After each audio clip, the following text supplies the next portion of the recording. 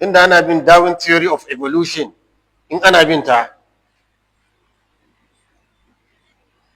in mu homo sapien ne to su homo sapien ne kawai, ba su da izza a zuciya, ba izza. Bature kamar Allah yake, kamar na cayi a wajen su dama. Ba ku ganin da an zo mutum ne ya zo ya ce a shi savio ne, shi savio zai tsare su, zai kare su daga kisan da ake musu na ƙarya. Can sai muka gani ashe kidnapper ne, can sai kuma ɓarawon mai ne ashe, yanzu ya bayyana dai ɓarawo ne ko. Daga savio ya zama ɓarawon mai, saura kuma ya zama modara mai kisan mutane.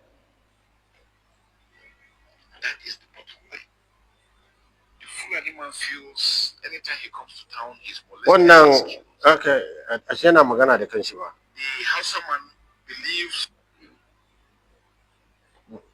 Ban sani kuna ji?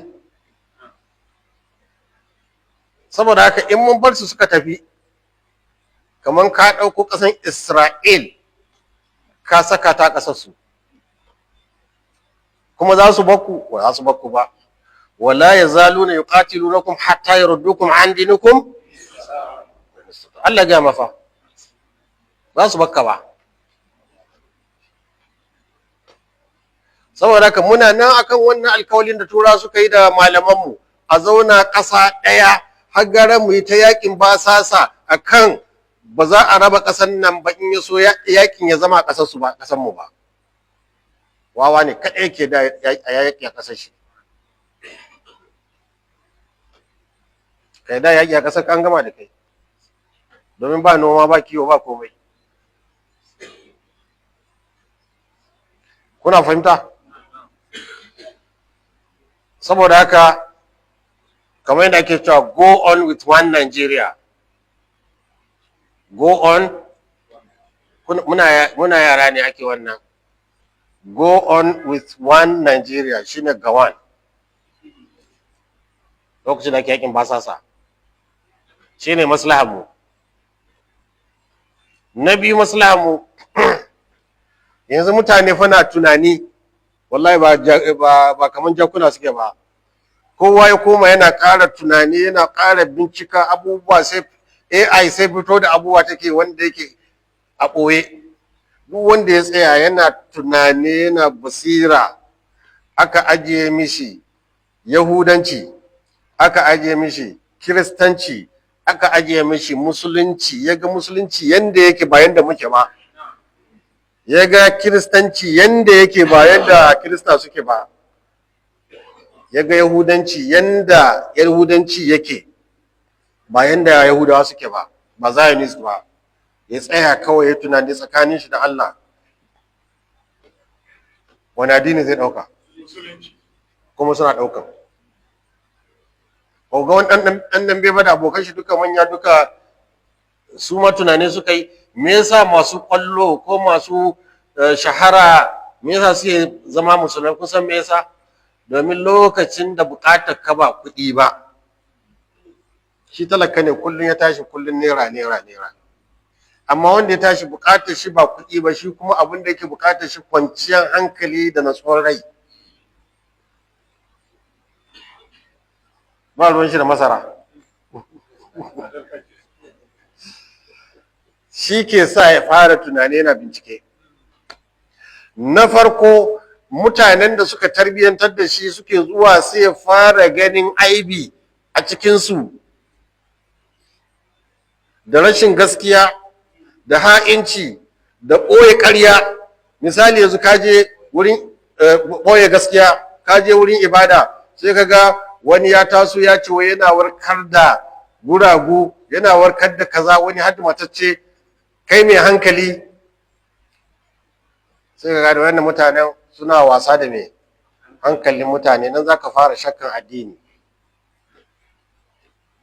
ko gansu suna shawagi cikin kullum kuna kawo musu kuɗi suna shawagi cikin jiragen sama da manyan gidaje da abubuwa na jin daɗi, kai kuma kullum kana kawowa, sai su fara tunani. In sun zo wurin musulmai sai su ga abun akasi daban. shi yasa musulunci yake suke son shi. Turai haka yanzu ishta'alat musulunci ko ina inda ba tsammani har kudu musulunci sai yaduwa yake yi. Da suka ga musulunci na yaduwa sai aka samu ta'ifatani na ahlul kitab. dama Allah ya ce ya ayyuhal ladina amanu la tattakhidhul yahuda wan nasara ba'duhum wa may yatawallahu minkum fa innahu yace akwai mutane biyu da suka ga musulunci na galaba yanzu sai suka yi kawance ba'duhum awliya ba'd, mu haɗu mu yi magani. Kai imaginin ga president na America Trump nan, ga president na Israel nan mai sunan shi Netanyahu nan.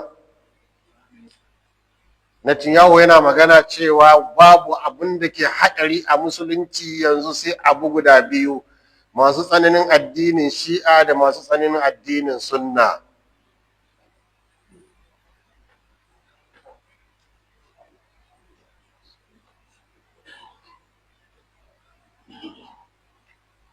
Wasu na gaya wa duniya kwanaki. Shi kuma Trump ɗin wani ce ba matsalan wai za su yi ƙoƙarin ikhwan muslim, jama'atul ikhwan muslim za a sa su 'yan ta'adda. Su da ake kashewa, su ake kashewa tun Abdul Nasir yake kashe su. Wai za a sa su ɗan ta'adda. Kun san me yasa? Dan ikhwan muslim suna maganan hakimiyya. In al-hukmu illa lillah. Suke a'a dole ayi hukunci ai na Allah. Amma ba hanyar irin Boko Haram na kisa ba. A'a don likitoci ne, injiniyoyi ne da gasu nan. Hakimiyya. To su kuma suna son al-Islam jism bila ruh. Inda kana ta'abbudat ne, kai ta sallolinka, kai ta nafilolinka, kai ta zikirinka, kai ta wannan, inda babu maganan musulunci ya shigo siyasa, inda babu shi to kai a namu ne. Amma matukan musulunci ya ce za a waiwaya a ga siyasa, yanzu za ka shiga karo da turawa, za ka faɗa da su, domin siyasar musulunci tana kare mutane daga zalunci, tana kare mutane daga yi wa shaitan abu da tagut, da yi ma shaitan sujada ta ce aiwa Allah shi kaɗai sujada. Shi yasa ba su yarda.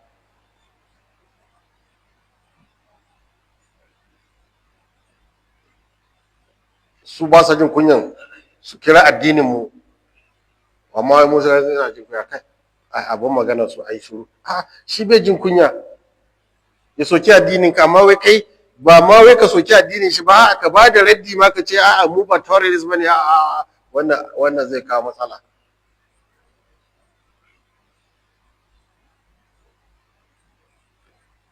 Yaushe za ki yaƙin mu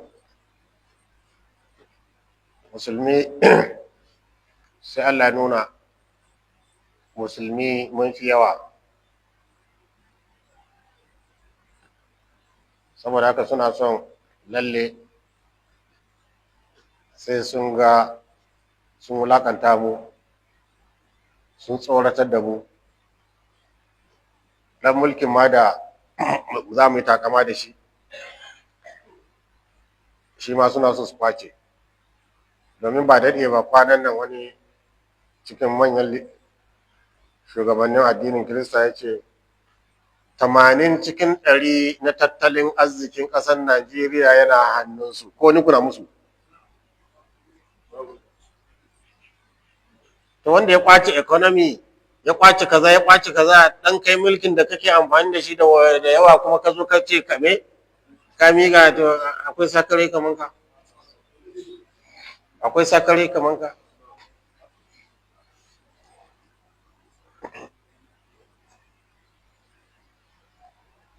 To shi yasa suke tsoratar da mu, suke yakin mu. To ta yaya ne za su samu sa'a? Shine su samu faɗa. Kuma duk wanda ya nemi ya kawo a bar faɗan nan, to sai ya shiga matsala da su, domin akwai wawaye kowane ɓangare, duka biyun akwai wawaye can da can. Amma muna ƙoƙarin fahimtar da kowane ɓangare cewa fa wannan yakin nan bai da asas addini musulunci bai da asas.